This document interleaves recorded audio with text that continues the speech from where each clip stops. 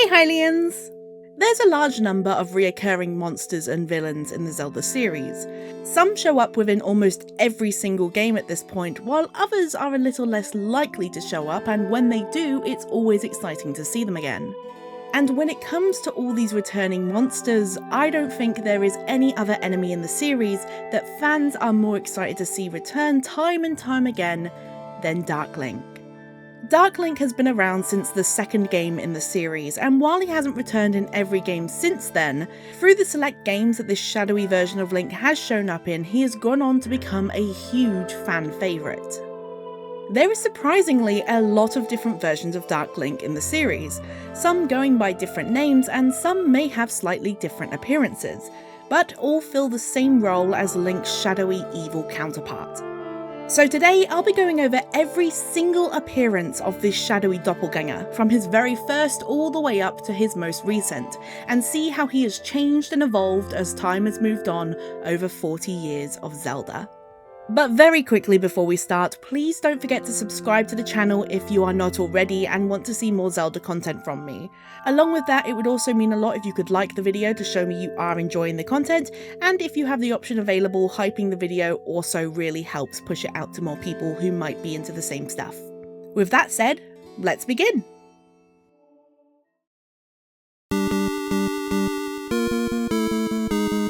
Dark Link's first appearance in the series came within the second game in the series, The Legend of Zelda: Adventure of Link in 1987, and his inclusion was kind of a surprise.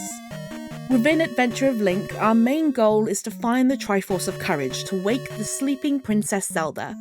This quest takes us all around Hyrule until we finally make our way to the Great Palace, where we fight the Thunderbird, an artificial monster created by the King of the Past to protect the Triforce of Courage from any evil who may try to get their hands on it.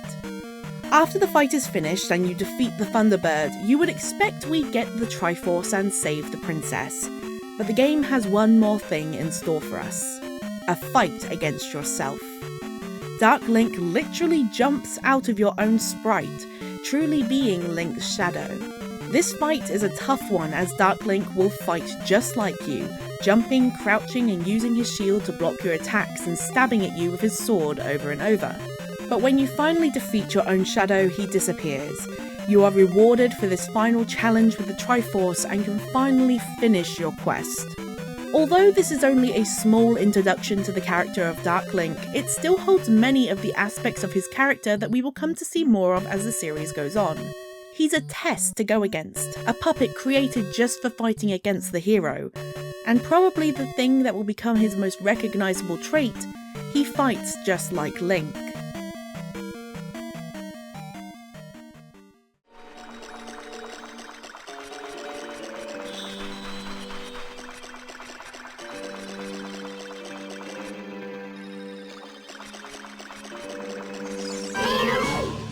This is possibly one of my favourite introductions to a battle in the entire series. Locked in a room that looks like it goes on forever, with a lone tree in the middle of the room. You instantly go to the other side of the room looking for a way out, but when you see nothing, you turn around and are almost instantly jumped by your very own shadow, who was hiding behind the tree. This is how your battle with Dark Link in Ocarina of Time begins, and it is such a great way to reintroduce the character, bringing him into 3D for the very first time. Dark Link in Ocarina of Time, like in Adventure of Link, has no real part of this game's story, and is simply used as a boss. Though this time he's demoted from final boss to mini-boss of the Water Temple. But even with that, this is an extremely exciting and surprisingly difficult mini-boss. This battle is framed once again as a sort of test for Link. The dialogue Navi gives when inspecting Dark Link simply saying, "Conquer yourself," adding more to this being some kind of test placed here for Link to overcome. As if the Water Temple wasn't a test enough to begin with. Dark Link has the same amount of health as you, and just like in Adventure of Link, he will attack just like you as well, often attacking at the exact same time in the exact same way that you do. This leads to him blocking your attacks with his own. He'll also use his shield a lot and even roll around at times to dodge your attacks. He will even sometimes dodge your attacks by jumping on your sword, which is both very cool and very annoying. All of this together makes even landing a hit on your doppelganger a challenge. Unless you use the Megaton Hammer, that makes it kind of easy.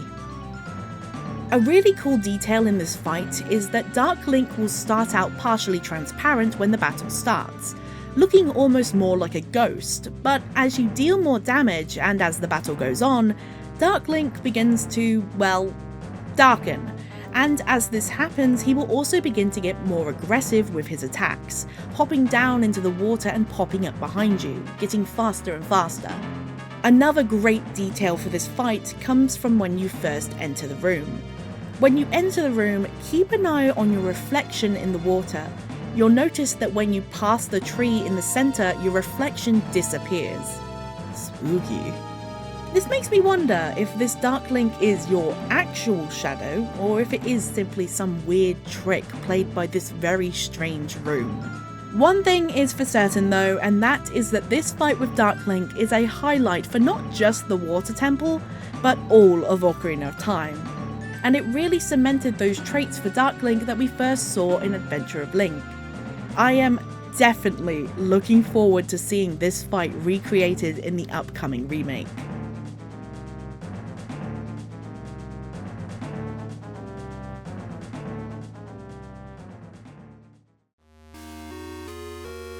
Oracle of Ages brings a change to Dark Link and the way that we have seen him work so far in the series. Instead of being a challenge all to himself, he this time is a minion that helps attack for another character. In the fight against the villain of Oracle of Ages, Veran, within her second form she will summon 4 Dark Links to fight alongside her. Well, they don't exactly fight and are more used as obstacles to make it harder for you to hit Veran, and they will only do damage to Link if he walks into them. Veran's Dark Links copy your moves just like past versions, but this time they work more in the way of enemies known as arm mimics or masked mimics from other games like Link's Awakening. Essentially, if you go left, they will go to their left, which is your right, making it a little hard to hit them without bumping into them, but a simple spin attack is a good way to take them down. The change from boss of his own to now a minion for another that can't really even attack and is more of a mindless obstacle is kind of sad to see for Dark Link within this game, especially after the amazing fight within Ocarina of Time. But it is still early days for the character.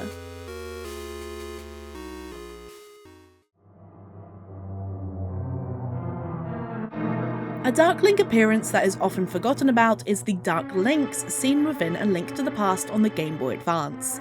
And yes, you did hear me correctly, I said Dark Links. This time there's multiple, as these links come about because of the 4 Sword. With the port of A Link to the Past on the Game Boy Advance, Nintendo also gave us 4 Swords, a multiplayer game where each player controls a different coloured Link. While this game doesn't really have a Dark Link itself, it does help unlock a fight with the Dark Links in A Link to the Past. After finishing both games, a new dungeon will become available in A Link to the Past. This is known as the Palace of the 4 Swords, and the boss of the temple is where we find the Dark Links, each with their own coloured tunics that reflects those of the 4 Sword Links in the multiplayer game. While there are 4, you still fight them one at a time, and they get stronger as you move on. Along with the sword, they all have extra abilities. The green Dark Link has the Pegasus Boots. The red Dark Link uses the Pegasus Boots along with the Hurricane Spin. The blue Dark Link uses the Boots, the Spin, and is able to do a down thrust when in the air. And finally, the purple Dark Link is the toughest out of the 4. They are able to use the Boots, the Spin, the down thrust, and the sword beams like we see in the original Zelda. When you've defeated all 4 of the Dark Links, the curse on the 4 Sword is removed and it returns back to its normal state. There really isn't too much to these Dark Links in themselves, as they are only around for this one fight, but I really do like that while still being Dark Links, there is a little bit of colour to them, as they each have coloured tunics on to reflect the 4 Swords Links. It's one of the only times that we see this, and I think it's a cute little detail. But while there isn't too much to say on these Dark Links, The next game has a lot to talk about, as it is to this day still the game where Link's dark counterpart is the most involved. And it's one of my favourite iterations.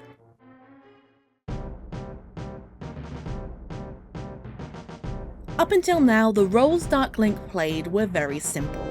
Be a minion to help in another's battle, or a challenge for the hero to test if he is truly ready to move on. But within Four Swords Adventures, Shadow Link has a lot more in store for us. Unlike the other games I've spoken about so far, Four Swords Adventures Shadow Link turns up at the very beginning of the game. In fact, in the very opening of the game, letting you know that this time around he will be around for a lot of your adventure. When dark clouds cover the skies of Hyrule, Princess Zelda becomes worried of the seal on Vati breaking. So with Link close by, Zelda and the maidens open a portal to the location of the Fourth Sword, so that Zelda and Link can check up on the seal on the sword. But when the portal opens, out jumps Shadow Link. With Zelda and the maidens in shock at this second Link, Shadow Link takes his chance to seal away all of the maidens and the princess within crystals, and quickly hops back into the portal. Link quickly chases after his shadowy doppelganger, and finds himself teleported to the Four Swords Sanctuary, where the fourth sword that seals the Wind Sorcerer Vati away is kept. With nothing to fight Shadow Link, Link has no option but to pull the Fourth Sword from the pedestal, splitting himself into four, but releasing Vati at the same time. And before Link can even do anything to Shadow Link runs away. Shadow Link never planned on fighting Link in this moment. It was all a trick, simply for Link to have no other option but to pull the Fourth Sword and release another evil upon the land of Hyrule. Like in the past, Shadow Link is again a servant to a much more powerful evil.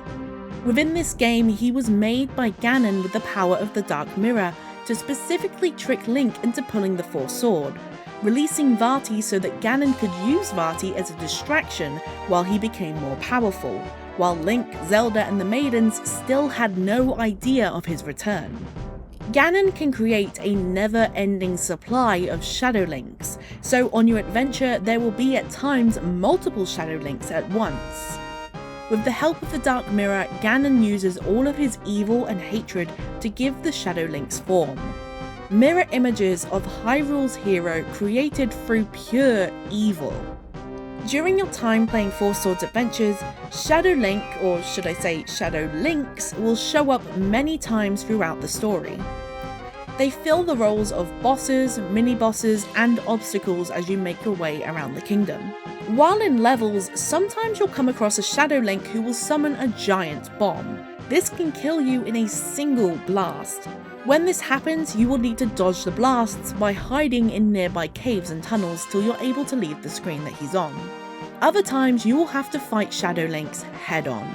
These battles will start with only a couple of Shadow Links early on in the game, but as you move on throughout the story, you will finally end up with battles against 4 Shadow Links, one for each of the 4 Sword Links. They fight the same way that Link can with their swords, but also will sometimes use the Pegasus boots to quickly run across the screen in an attempt to hit you. And at times you can see them when entering a new screen, only for them to quickly vanish. Sometimes when they do this, they'll even summon enemies to fight you. A really cool thing Shadow Link likes to do in battles is when there is only one of them left, it will change colour to one of the 4 Swords Links. Green, red, blue or purple. And only the Link matching the same colour as the Shadow Link is able to attack him. The Shadow Links are also very fond of switching places between the light world and the dark world, using portals that can be found on some of the screens. This adds another element to their fights, as you will need to chase after them into the other worlds to keep attacking, and when there are multiple Shadow Links to fight, it can become a little hectic trying to keep track of where all of them are going.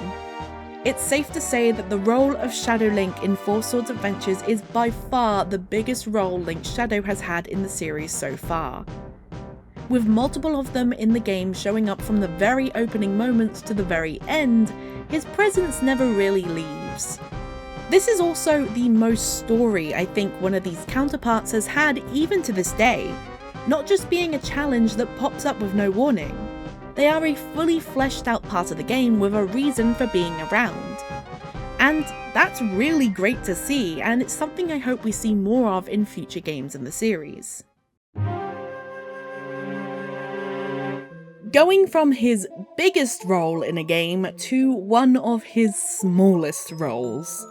In Twilight Princess, Dark Link returns, but not as a main character, not as a boss, not even as an enemy, but in one singular cutscene.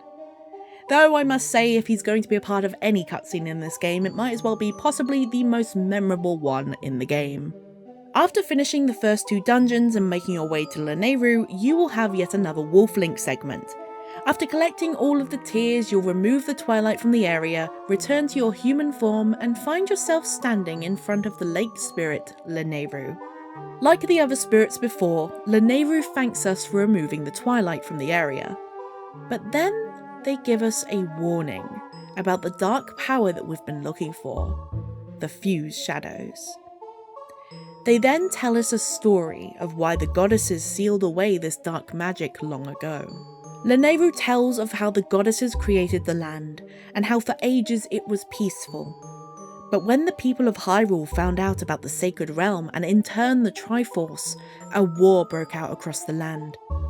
Among them, interlopers who excelled at dark magic appeared, and tried to use their magic to control the sacred realm and make it their own dominion. Within this cutscene, 3 Dark Links appear that represent the Dark Interlopers. They stand face to face with our normal Link. It seems these Dark Links represent how the interlopers use dark magic, but also blended in with the normal people of Hyrule, likely being normal Hylians, and that their actions come from darkness in their hearts. They then seem to take the normal Link and make him one of them, maybe showing how the Dark Interloper's influence was easily able to sway some people to their side. While this is a short yet memorable part of the game, it really doesn't have anything to do with Dark Link as a character. Well, unless it turns out that the Dark Interlopers were just a group of people who for whatever reason look just like Dark Link. But I highly doubt that. The use of Dark Link within this part of the game is to reflect the darkness of normal Hylian people, and how the power of the interlopers and the fused shadows can so easily corrupt even the most pure of heart. It might not be the way that most people wanted to see Dark Link return in Twilight Princess, especially after how Shadow Link was in Four Swords Adventures, but I think this is still a very cool, subtle way of showing that he doesn't need to be an active threat for him to have a very cool moment. Dark Link is of course Link's shadowy, evil mirror self. Showing him in this part of the game is a great use of his character in my opinion. So while it might not be the way people wanted to see him return in this game, I still think it was really, really well done.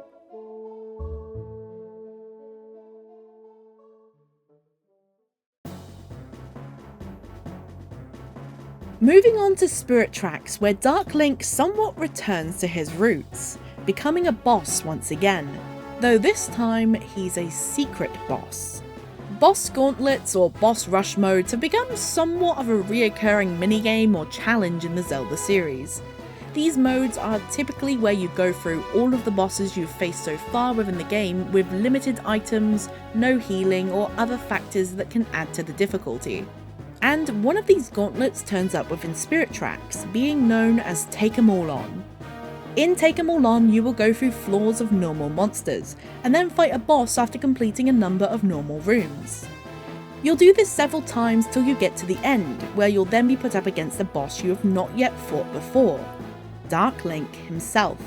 This Dark Link fight, like ones in the past, copies your movements, but also attacks by himself, his sword giving off a black trail as he swings it around. Along with his sword, Dark Link will also attack using bombs, arrows, along with doing a jump attack. As Dark Link takes damage, he will become lighter and more transparent, a nice callback to his appearance in Ocarina of Time where he started out more transparent and became darker as he took more damage. This fight taking place at the end of a gauntlet can be very difficult, as depending on how well you did against the other enemies and bosses before, it can leave you with very little health to complete this final challenge. and going against a new boss with little health in a situation where if you die you need to do all of what you did before again, well, I'm sure you could see how that'd be a little stressful. That being said, I think it's fitting. Dark Link doesn't have any effect on the characters or story of this game, and is simply there as an exciting final fight for fans, so having him be the final boss of this gauntlet is a great surprise, and a great place I think for him to be included in this game. He has once again returned to his roots of being a final challenge for the hero to test himself against. For me personally, I never made it to the end of Take 'Em All On as a kid, and so I didn't know about Dark Link for a very long time. When I found him, I was extremely excited. It's a great little spot for him to be in.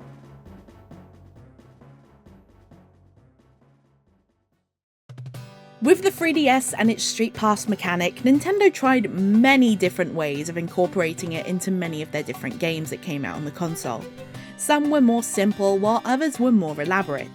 A Link Between Worlds came out in the boom of wanting to have Street Pass in everything, even if it might not fit or be needed for the game. And so the Shadow Link Battle Mode was born. While being just an extra for the game, it's honestly implemented in a pretty cool and good way. When you got a Street Pass from someone else who played A Link Between Worlds, a sign would appear by the character in Kakariko Village known as Gramps, telling you that a Shadow Link had appeared somewhere within Hyrule or Lorule, and the sign itself would give you a little hint on where they could be. You would then go to this location hinted at and find a Shadow Link standing there waiting to battle. And after interacting with the Shadow Link, you were taken to a new arena to fight in. But these Shadow Link battles were not just the same as ones in the past. There was a little bit more to them. Sure, the links would at times copy you, but these Shadow Links were exactly what they sounded like. Shadows of Links. They were Shadow Links with the exact same weapons as the person you street passed with. So if someone you passed by had been playing using the fire rod and the bow, the Shadow Link you fought would be using those weapons. For a little Street Pass extra, I think this was put into the game very well. It wasn't really intrusive, and it was really cool exploring and suddenly finding a Dark Link in Hyrule or Lorule. And seeing all of the different combinations of weapons and items that they could use, it made each fight different and unique. But those links were not the only Dark Link in this game.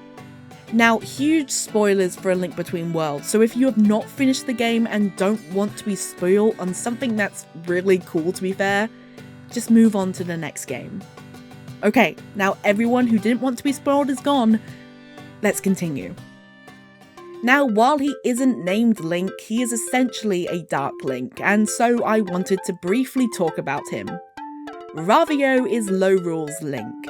He looks just like our Hylian hero except with a purple colour scheme. And unlike Link, who is courageous and strong, Ravio is nervous and timid. Well, at least when he's not covered in a giant rabbit costume. And you know what? I can relate. Being a giant purple rabbit really helps you come out of your shell. Despite being shy though, Ravio still wants to help in any way that he can, while not directly doing the hero stuff. And so he helps us in the game by renting out different items that we can use. I think this was a very cool and obviously very different way of including Dark Link. With Lorule being a mirrored version of Hyrule covered in darkness, it's fitting that we would get a Dark Link somewhere in the story. But this was done in such a different way to anything else we'd seen in the series up until then, and really even now. I don't think anyone would see the reveal of Ravio being Link's dark mirrored version, and that makes it such a brilliant surprise. With Ravio also being a kind, caring character and not a villain, it's also a nice spin on the idea of Dark Link. I still remember seeing this moment for the very first time and being absolutely blown away at the reveal. I wasn't expecting Ravio to show his face at all, let alone being Link. So while he might not be a typical Dark Link, he is still a fantastic new take on the trope of a shadowy counterpart, and I absolutely love him.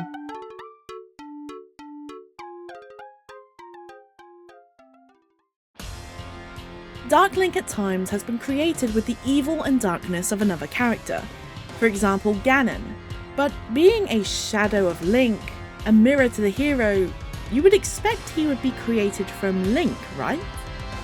Well, in Hyrule Warriors we get exactly that. Within Hyrule Warriors, Link starts as your typical Hylian knight, but obviously that all changes when evil arises and he becomes the hero Hyrule needs. Events of the game play out and we eventually make our way to the Master Sword, and of course Link pulls it from the pedestal. But as Link starts using the Master Sword more and more, he starts to become arrogant, cocky, and starts to act alone without the help of the other characters, putting both himself and them in danger. He sees himself as a hero that he admittedly is, but uses that power to justify acting in such a selfish way. This leads to him running right into a trap. Sia, one of the villains of the game, locks Link in a room to fight her, but instead she hits him with her magic and creates a Dark Link. Like I said before, Dark Links and Shadow Links in the past had been created by evil of someone like Ganondorf, but this time, the Dark Links are created by Link's own inflated ego, his pride, arrogance, and selfishness. And this is honestly something I love. Having something like this within the game adds to Link's character. It shows him as not a perfect hero, but as someone with flaws, and at times, those flaws can get a little out of hand, to the point of creating danger for himself and those he cares about. Luckily, as Link is surrounded by these Dark Links, his friends are able to help him, and this knocks him back to his senses, and shows that he may be the legendary hero, but he still has people he can trust to fight alongside him. But this still doesn't stop the Dark Links from existing. These Dark Links, like many other versions of them, use the same moves as Link, though because of the style of game Hyrule Warriors is, they don't copy your exact movements and will only use the sword even when Link uses other weapons. They are also used a lot by Sia in her attacks, where she will summon multiple of them to attack for her, a lot like Veran in the Oracle games. Dark Link is also a costume for Link in this game, so even though he might not be his own unique playable character, you still can technically play as him. When it comes to combat, Dark Link in this game is fairly simple, but it's his implementation into the story and his direct connection with Link within it that I absolutely love. Like I said, I think this is a great way to expand on Link's character. It makes him feel more human knowing he has flaws. And this is something that I would love to see implemented into a mainline game at some point, not just a spin-off. Having Link's character be shown to have more flaws like this would be something I really want to see.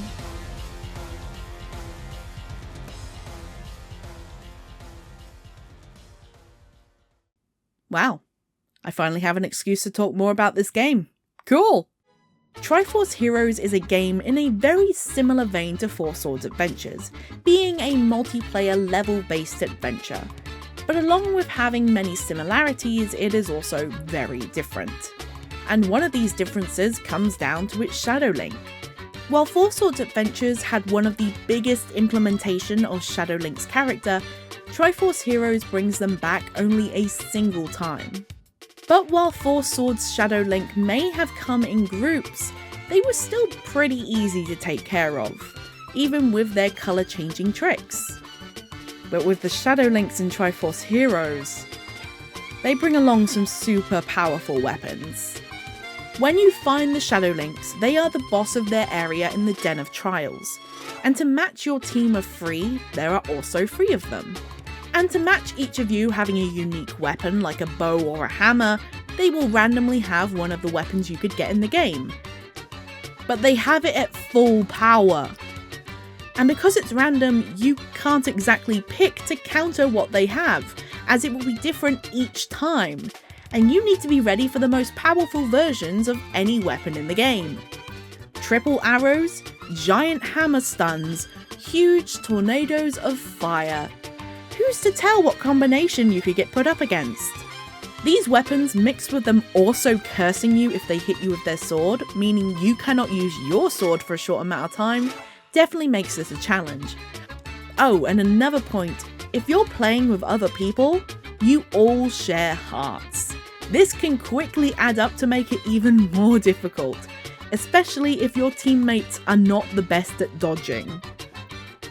But even with all of that, I'd still say this is a pretty fun fight. And after killing them, you are rewarded by getting the Fierce Deity Link costume, one of the most overpowered costumes in the game. It would have been cool to see Shadow Link's return more within this game, saying how much inspiration was clearly taken from Four Swords to start with. But I can't be mad, as they were brought back and given a actually pretty fun, challenging battle.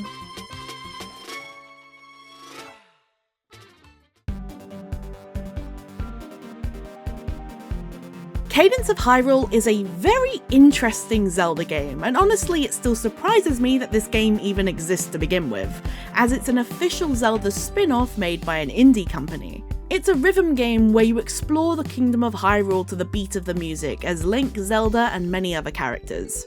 One of those is Shadow Link. When playing as Zelda in the story mode, you could find Shadow Link hiding in the Kakariko Crypt, where he would be the boss of the area. Defeating him would give you the Hibiscus Potion, which is needed to wake Link up. When it comes to the story, that's basically the only place you can find him, but you can find him a lot more in the dungeon modes. Later on, Shadow Link was also added as DLC, as another playable character that can be used within the dungeon modes and the single player modes. To be expected, he works basically the same as Link does in the game, only with some different effects to his character and attacks. Honestly, there's not much more to say on this version of Dark Link at all. He has a very small part in the game's story, being the obstacle between you and waking up Link, but he is mainly featured in this game's dungeon mode. It's a small inclusion for a very interesting little Zelda game that I honestly want to do a whole video on at some point.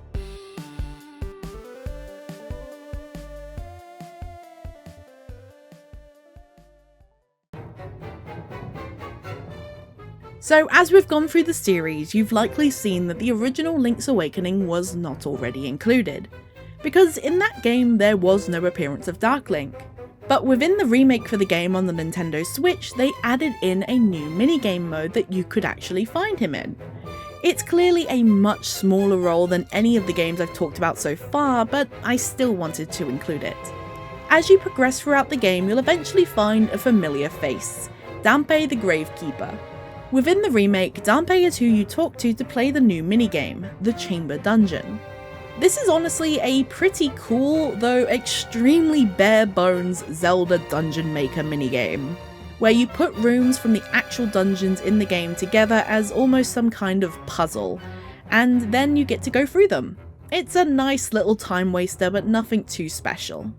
If you use the Link's Awakening Link amiibo, you will unlock the Shadow Link Effect Chamber Stone, an item that when placed on the board with the other dungeon rooms will allow a Dark Link to spawn and chase Link down throughout the dungeon. It's pretty easy to take the Shadow Link down, and when you do, you're rewarded with a number of rupees and a fairy. This is definitely the smallest and least memorable appearance of Dark Link in the series so far. It's clear he was simply added to the game as just a bit of fan service. And while I do love characters being brought back for fan service, and it's lovely to see characters we've not seen for a while return, this is not really the way I like to see it done. The minigame itself, like I said before, is just a bit of a time waster. It's fun, but it's only really there for a couple of items. And of course, the only way Shadow Link can even be acquired is through amiibo, which makes me feel he isn't really needed for this at all. Well, he isn't really needed for it at all. This is something that we haven't really seen up until now of his character. Even in games where he hasn't really been important to the story or was simply a surprise character, he has still been implemented in the game with some thought. His fights have never been boring, and even in Twilight Princess, where he isn't really his own character, his appearance is still used really well in the moment that he's shown. It's a little sad to see him be used as such an obvious afterthought, but with how long the series has been going on for now, it's not surprising a character like him would at some point get such a downgrade. But at least this isn't his final appearance, as there is still a few more Dark Links to come.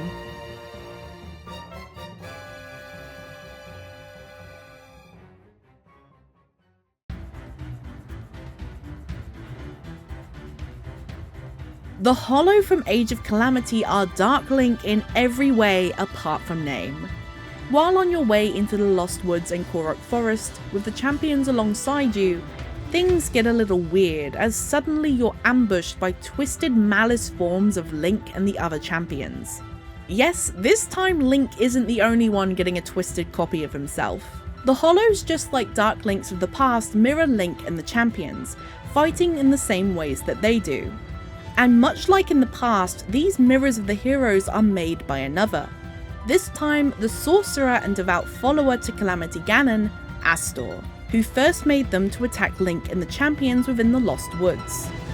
As the story continues, Astor would make more of these Hollows, and eventually use them to attack even his own side, the Yiga clan, Suga and Master Koga. The biggest difference from the Hollows to the Dark Links of the past, apart from the name and the fact that they can be more than just Link, is, well, how they look. Instead of being a shadowy mirror image to the hero, these doppels are instead twisted copies made of malice.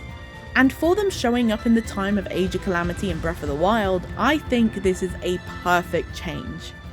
Dark Link was something I really hoped to see in Breath of the Wild. I thought he would really fit the tone of the game. But I didn't want him to be a normal Dark Link, and I thought a Dark Link made of malice would be far more fitting for the world of these games. So to see that idea come to life in Age of Calamity was extremely exciting. Malice is the physical manifestation of Calamity Ganon's power and evil, and over the series, evil is what Dark Links have primarily been made from. Again, remember Four Swords Adventures. The Shadow Links there were created specifically by Ganon with the use of the Dark Mirror through his resentment and evil. And so to see a new take on Dark Link made from malice always just seemed like a perfect no-brainer for me.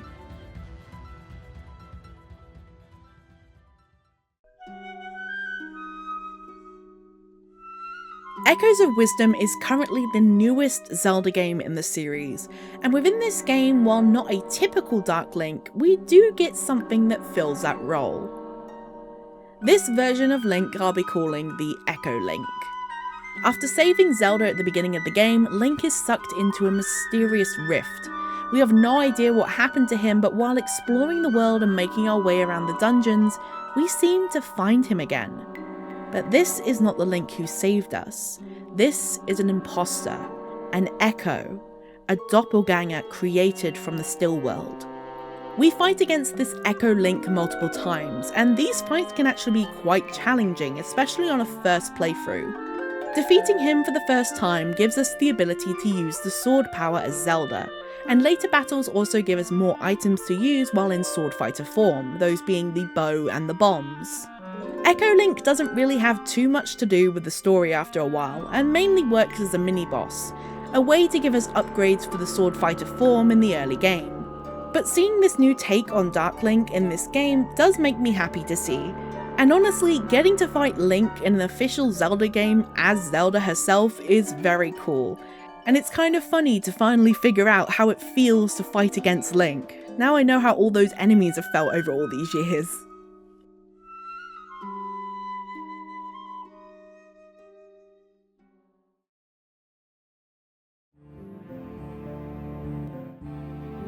Dark Link is an iconic character, villain, and enemy for the Zelda series, and I think everyone is happy to see him and the different versions and takes on what he's become within the games.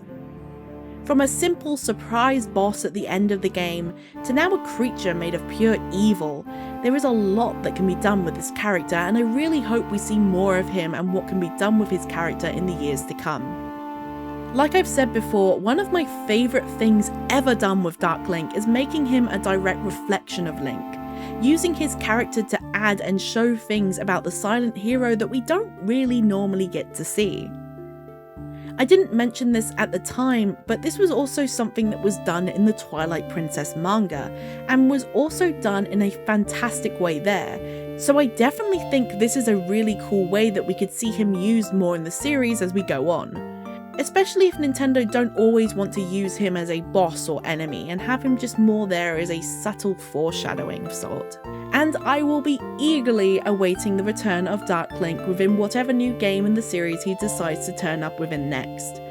I said it before, but I really cannot wait to see how his fight plays up in the Ocarina of Time remake too. Thank you all for watching to the end of today's video. With so many versions of Dark Link, I'm sure everyone has their favourites, so please let me know in the comments down below yours, and maybe any other cool memories that you have facing this character. Along with that, it would really mean a lot if you could like the video to show me you have enjoyed the video. It's the quickest and easiest way to do so. If you're watching this video not long after it's originally been released, then you should also have the ability to hype the video. This is also a small but very helpful thing you can help do to push my videos out to more people who might enjoy them. And again, if you're new around here and have enjoyed the content you've seen today, please don't forget to subscribe and hit the notification bell so you never miss a video from me. Thank you all again for watching all the way to the end of today's video, it really means a lot. I hope you've all enjoyed, and I'll see you all in the next video. Bye!